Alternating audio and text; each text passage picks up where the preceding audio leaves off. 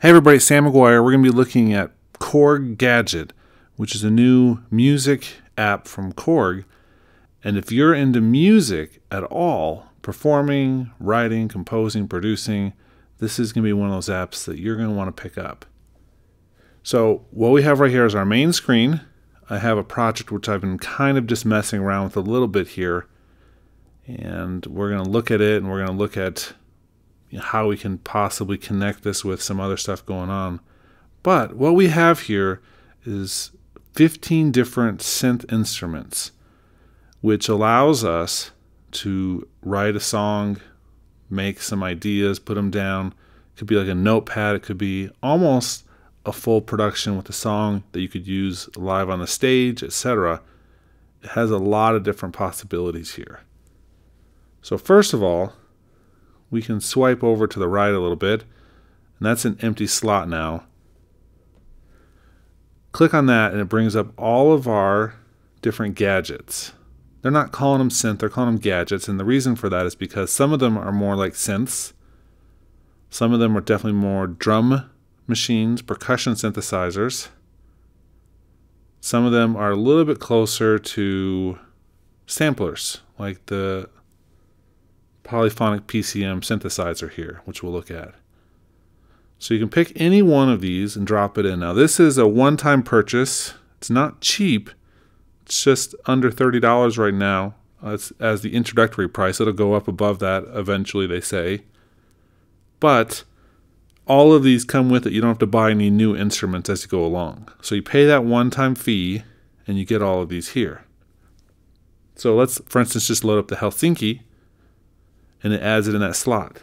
Now it adds another slot to the end there. If you're running an iPad Air, you can have between 20 and 25 of these loaded simultaneously. It goes down for every version before that. So let's click on the actual Helsinki icon here, and it brings it up.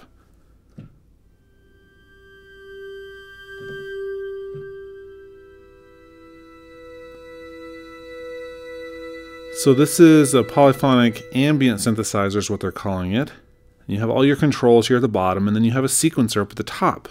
So we could actually add things in for this sequencer. Now, if I want to add just kind of a long held out note for this, we could do that by just touching the screen.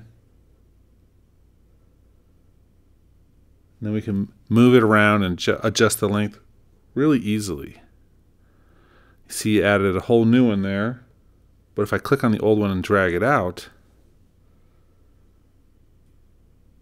we can do that. Easy as just clicking on here to add notes.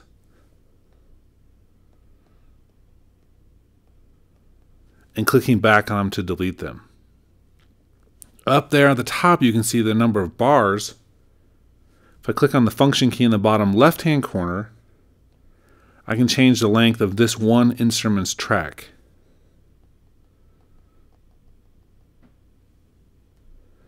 Maximum is 8 bars. So you're going to have to do things in these little building blocks. But out here, that's what this is that we're looking at. So we have the top, which is our scene number 1, and each of those little squares is a track for one of the instruments down below.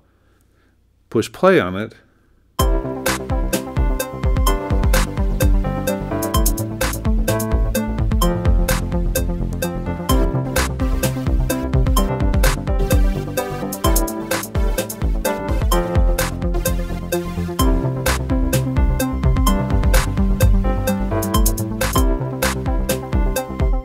We can push stop.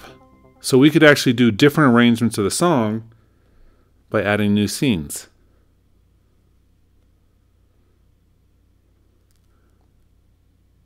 And so that becomes a really powerful way to create an entire song by adding like a verse section here.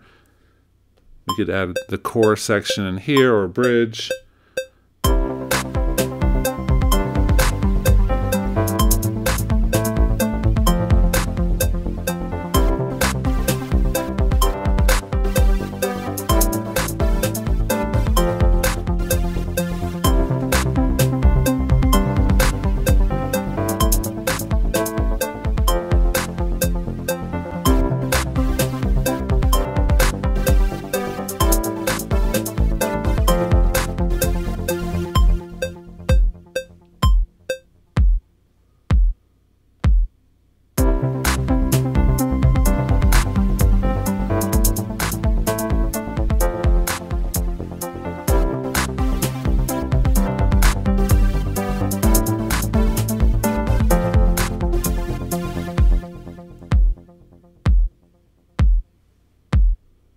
And you can see how it's transitioning from scene 1 to scene 2 after it hits the longest of all the tracks above.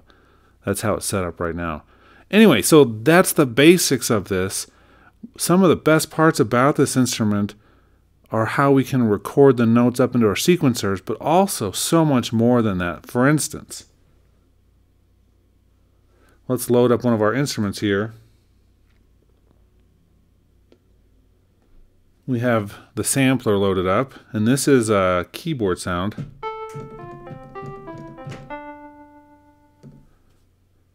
And with this, we could actually come through and change some of the sounds on it by automating right up in here. So you can see we have all of our notes. I click down where I have my velocity lane here. So this is the velocity of the notes, which we can change just by drawing them in with our finger. Or in record mode, we can adjust parameters on the face of the instrument and it'll add additional lanes there.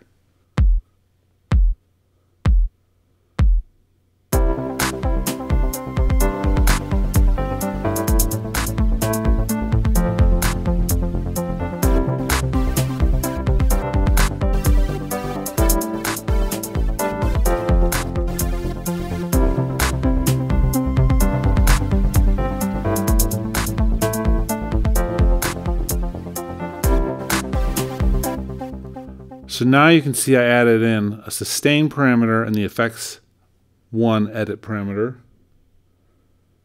which then we can draw in .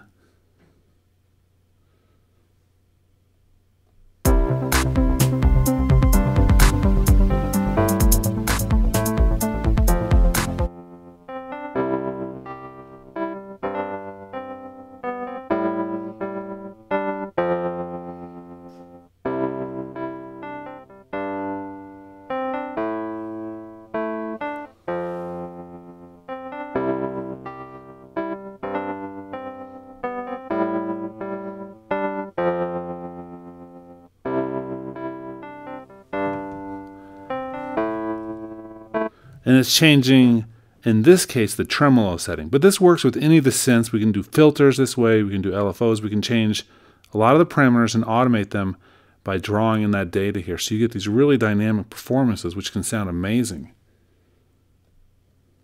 Let's unsolo this now.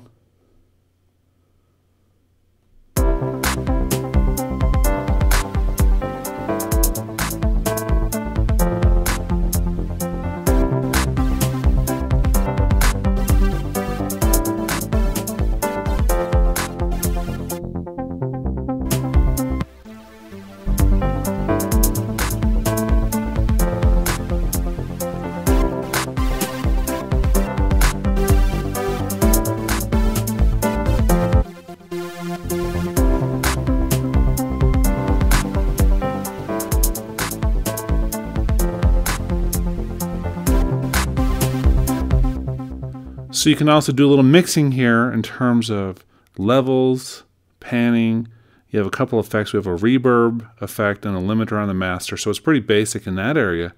But the truth is you can sculpt these sounds inside the individual instruments themselves in ways that you're going to be able to control your mix from beginning to end.